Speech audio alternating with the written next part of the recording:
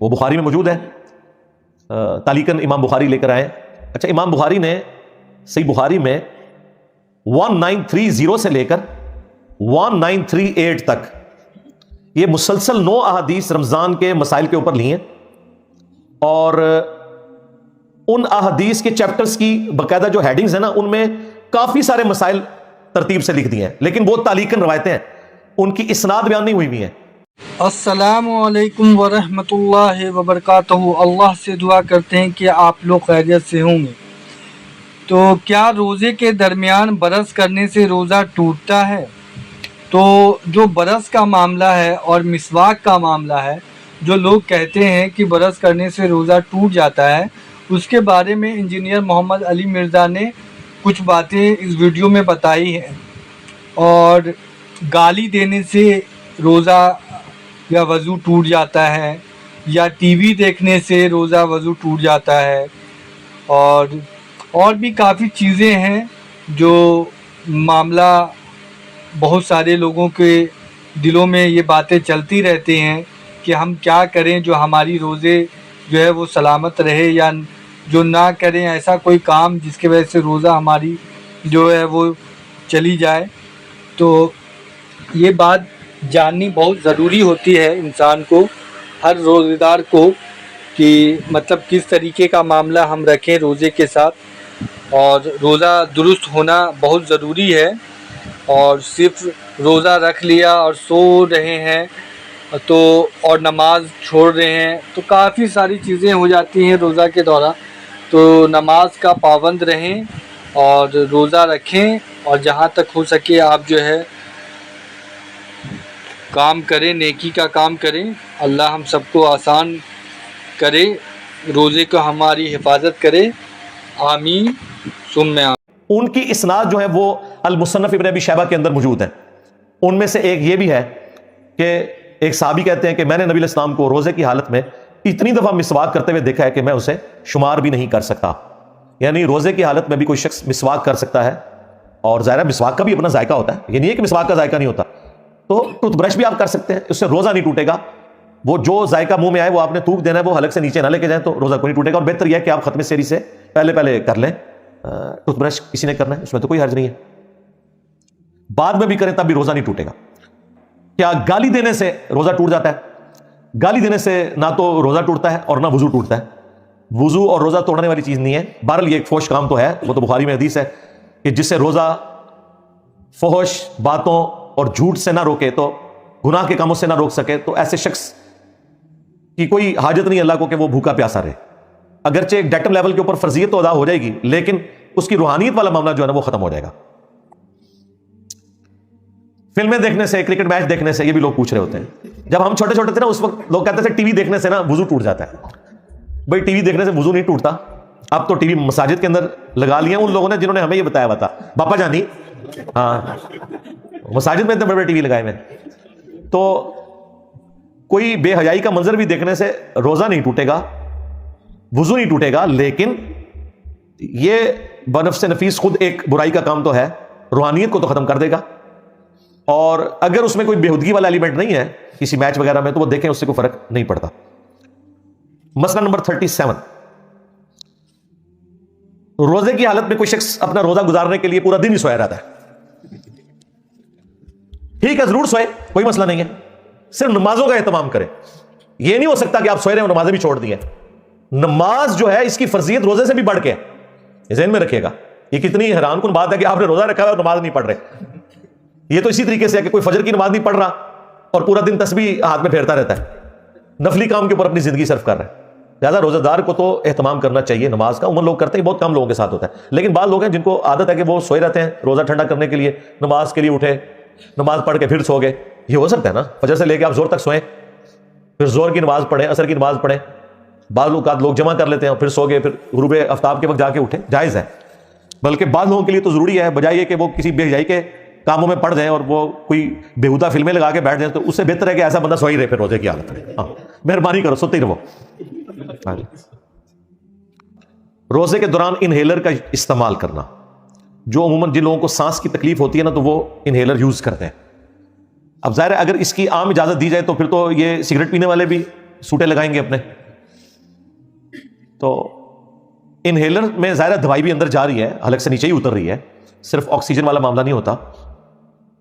اس میں اگر کوئی پرماننٹلی کوئی مریض ہے جسے روزانہ یوز کرنا پڑتا ہے, اس کے لیے تو کوئی اجتہاداً کوئی گنجائش نکالی جا سکتی ہے. باقی کبھی کبھار اگر کسی کو ایسا مسئلہ ہوتا ہے تو ٹھیک ہے, وہ پھر ایک روزے کی قضا دے لے. اور اگر پھر بھی وہ روزہ کنٹینیو کرنا چاہتا ہے, وہ سمجھتا ہے کہ انہیلر سے روزہ نہیں ٹوٹتا, تو ایٹ لیسٹ جس روزے میں وہ انہیلر کو یوز کرے, ایک روزے کے ایکویلنٹ فدیہ, ایک وقت کے مسکین کا کھانا ضرور دے لے, تاکہ قیامت والے دن اگر اس میں کوئی پکڑ ہو تو آپ کے پاس چھوٹنے کی راہ موجود ہو. ادروائز جو آپ انہیل کر رہے ہیں ظاہر ہے وہ تو حلق سے پھر نیچے دوائی بھی آپ لے کے جا رہے ہیں, تو کوشش کریں کہ یہاں تک نوبت نہ آئے. اور باقی اگر کسی کے ساتھ مرض والا ایشو ہے تو وہ تو ویسے روزہ چھوڑ بھی سکتا ہے. اگر پرماننٹلی کوئی مریض ہے تو وہ تو فدیہ ہی دے, روزہ چھوڑ بھی سکتا ہے, جس طرح کہ شوگر کے مریض ہیں. کیا آنے سے کیا روزہ ٹوٹ جاتا ہے؟ وامٹنگ سے, جسے ہم الٹی کہتے ہیں. تو کیا آنے سے روزہ نہیں ٹوٹتا. صحیح بخاری میں موجود ہے کہ جب حضرت ابو ہریرہ رضی اللہ تعالیٰ عنہ سے پوچھا گیا کہ کیا آنے سے روزہ ٹوٹ جائے گا, تو انہوں نے کہا کیا آنے سے روزہ کیسے ٹوٹے گا؟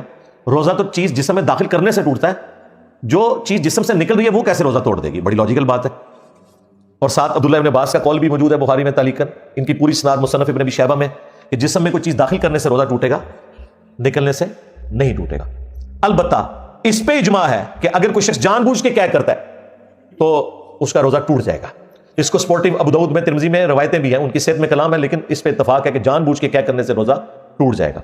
خود بخود بیماری کی وجہ سے کیا آ گئی تو روزہ نہیں ٹوٹے گا. لیکن کسی شخص کو فجر کے بعد کیا آ گئی ہے اور جو کچھ کھایا تھا باہر نکل گیا ہے, اور ابھی 14-15 گھنٹے کا روزہ باقی ہے, تو نبھا تو نہیں سکتا. تو اس کے لیے ابو داؤد میں حدیث موجود ہے کہ نبی الاسلام کے ساتھ ایک دفعہ یہ کیا والا معاملہ ہوا, تو آپ نے اپنے روزے کو افطار کر لیا. تو اگر آپ کو یہ خدشہ ہو کہ میں خالی پیٹ روزے کو نہیں نبھا سکتا, تو چاہے خود بخود بھی کیا آئی ہے, آپ کے پاس آپشن ہے, چاہے تو اس روزے کو کنٹینیو کریں, خواہ اس روزے کو ختم کر دیں اور بعد میں ایک روزے کی قضا دے دیں. یہ آپ کے پاس آپشن موجود ہے. روزہ ٹوٹے گا نہیں جب تک کہ خود کہنا جان بوجھ کے کہہ رہے کوئی شخص, آٹومیٹکلی آ جائے تو روزہ نہیں ٹوٹے گا. اسی میں آپ سمجھ لیں کہ جو بعض اوقات سحری کے بعد کھٹے ڈکار آ جاتے ہیں, اور بعض اوقات تھوڑا سا کھانا منہ میں آ کے آٹومیٹکلی اندر چلا جاتا ہے, لوگ بڑا وہم کرنا شروع کر دیتے ہیں, ان کا بھی روزہ اس طریقے سے نہیں ٹوٹے گا. اس پہ تو انسان کا کوئی اختیار نہیں ہے. کیا روزے کی حالت میں آپ سر پہ پانی ڈال سکتے ہیں گرمیوں میں؟ تو وہ ابو داؤد میں حدیث موجود ہے. عبداللہ ابن عمر کہتے ہیں کہ میں نے نبی علیہ السلام کو گرمیوں میں روزے کی تکلیف کو دور کرنے کے لیے, سخت گرمیوں میں نبی علیہ السلام کو اپنے سر مبارک پہ پانی ڈالتے ہوئے دیکھا ہے. آپ غسل بھی بار بار کر سکتے ہیں روزے کو ٹھنڈا کرنے کے لیے. آپ گیلی چادر لینا چاہتے ہیں وہ بھی لے سکتے ہیں. اور بعض اوقات منہ بہت زیادہ خشک ہو جاتا ہے بعض لوگوں کا, وہ کلی بھی کر سکتے ہیں. کلی کر کے ایک بار پانی پھینک دیں, دیٹس آل. کئی لوگوں میں دیکھا وضو کے بعد بھی 50 دفعہ تھوکتے رہتے ہیں. یہ غلو ہے دین کے اندر.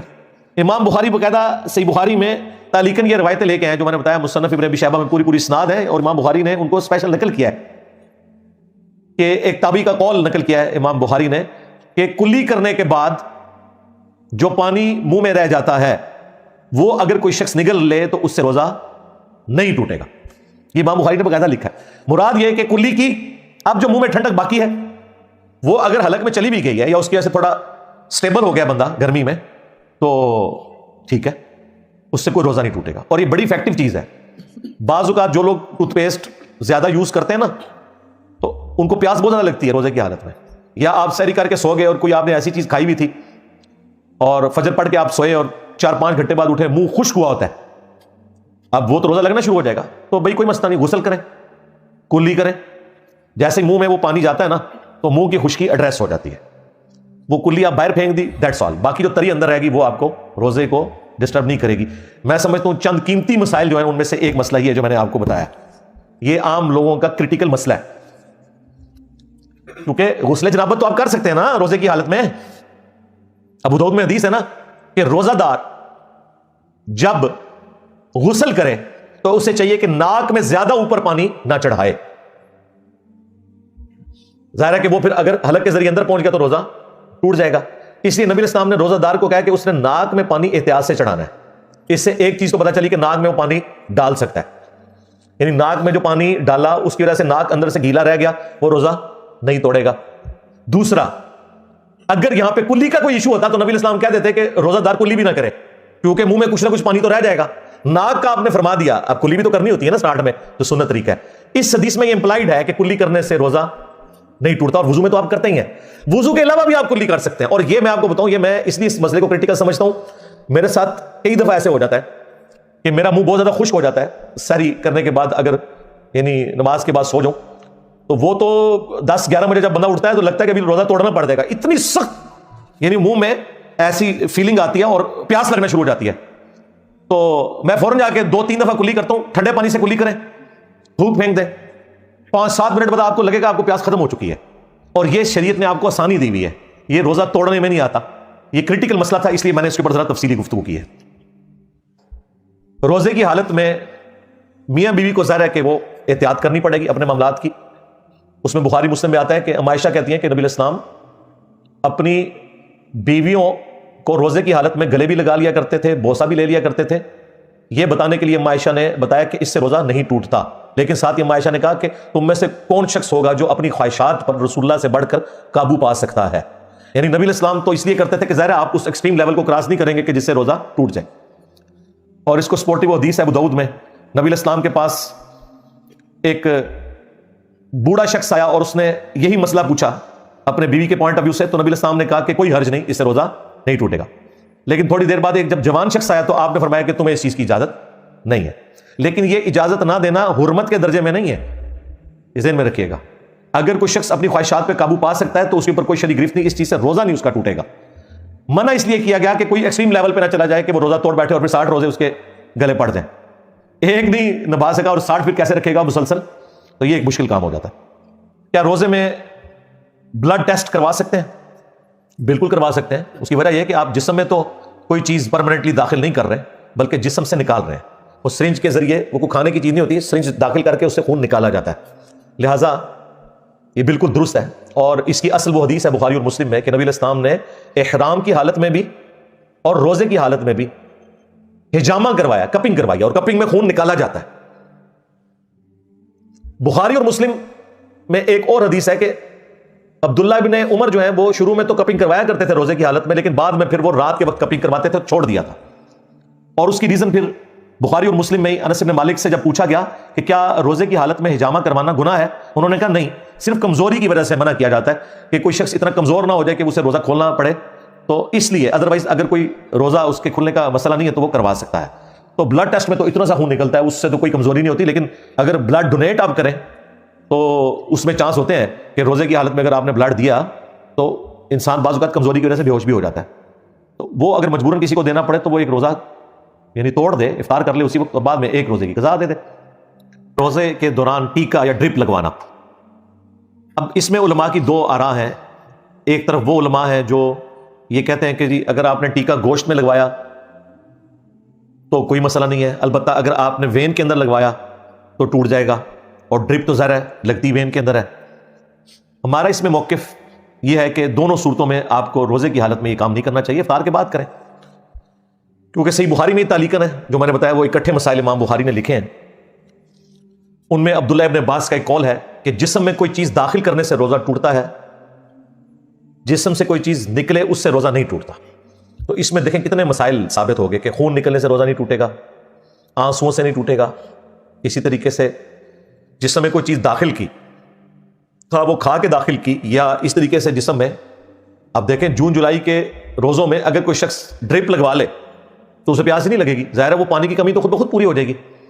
لہٰذا جو وین والا مسئلہ ہے وہ تو کلیئر ہے کہ اس میں تو روزہ ٹوٹ گیا. اب رہ گیا گوشت میں ٹیکا لگوانا, تو اس میں بھی احتیاط والا پہلو یہی ہے کہ آپ کو ٹیکا اس دوران لگوانے کی ضرورت نہیں, اور اگر مرض اتنا بڑھ گیا آپ کو ٹیکا لگوانا پڑ گیا تو ٹھیک ہے, وہ تو مریض تو ویسے ہی روزہ چھوڑ سکتا ہے, بعد میں روزہ رکھ لے. بہتر یہ ہے کہ آپ اس روزے کو پھر افطار ہی کر لیں اور اس کی جگہ ایک روزے کی قضا بعد میں دے لیں. کیا روزے کے دوران ہجامہ یعنی کپنگ کروائی جا سکتی ہے؟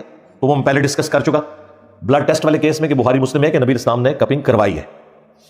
لیکن عبداللہ بن عمر بعد میں دن کے وقت نہیں کرواتے تھے, رات کو کرواتے تھے.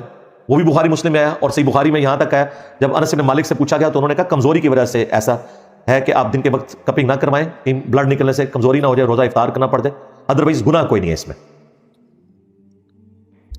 کیا آنکھ میں سرما ڈالا جا سکتا ہے؟ تو امام بخاری یہ بھی تعلیقاً لے کر آئے ہیں کہ روزہ دار عبداللہ ابن مسعود کہتے ہیں کہ وہ سرما لگا سکتا ہے.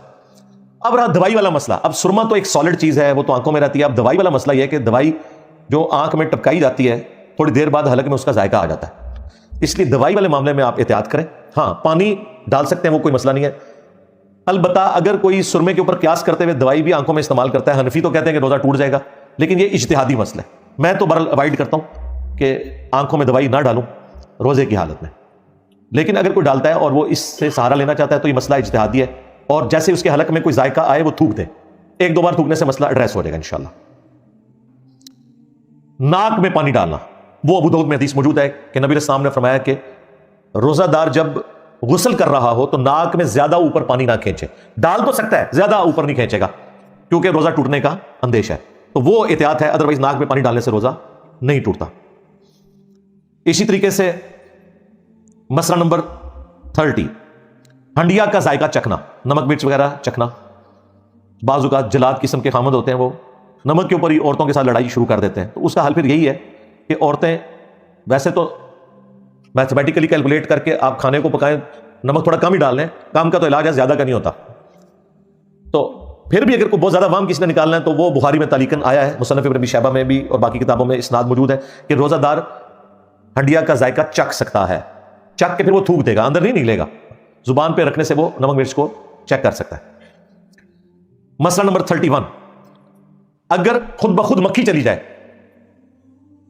حلق سے نیچے اتر گئی, تو یہ بھی امام بخاری لے کے آئے ہیں کہ خود بخود اگر مکھی کسی کے گلے سے نیچے اتر گئی تو اس کا روزہ نہیں ٹوٹے گا, یہ اس کے اختیار میں نہیں تھا. اسی میں امپلائڈ ہے کوئی شخص سوئمنگ پول میں نہا رہا تھا اور اچانک اسے غوطہ آ گیا اور پانی اندر چلا گیا, اب وہ بیچارہ وہاں میں پڑ گیا کہ کیا بنا, وہ بس اسی حکم میں داخل ہوگا, وہ جان بوجھ کے اس نے نہیں کیا, اس کا روزہ بھی نہیں ٹوٹے گا.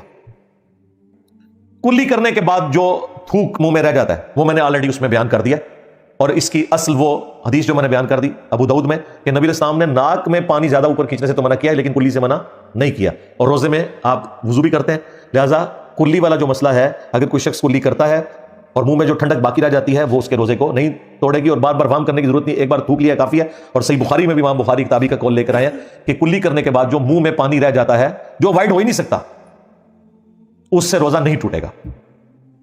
کان میں پانی ڈالنا, تو کان میں تو آپ نے پانی ڈالنا ہوتا ہے, اس کا کوئی مسئلہ نہیں ہے. غسل کرتے ہوئے کان کا جو ظاہر والا حصہ ہے تو آپ نے دھونا ہوتا ہے, اور وہ جو کان میں پانی جاتا ہے وہ آپ تھوڑی دیر بعد یوں کریں یہاں سے باہر نکل جاتا ہے, وہ جسم کے اندر اس طریقے سے داخل نہیں ہوتا, لہٰذا اس میں کوئی روزہ ٹوٹنے والا معاملہ نہیں ہوگا.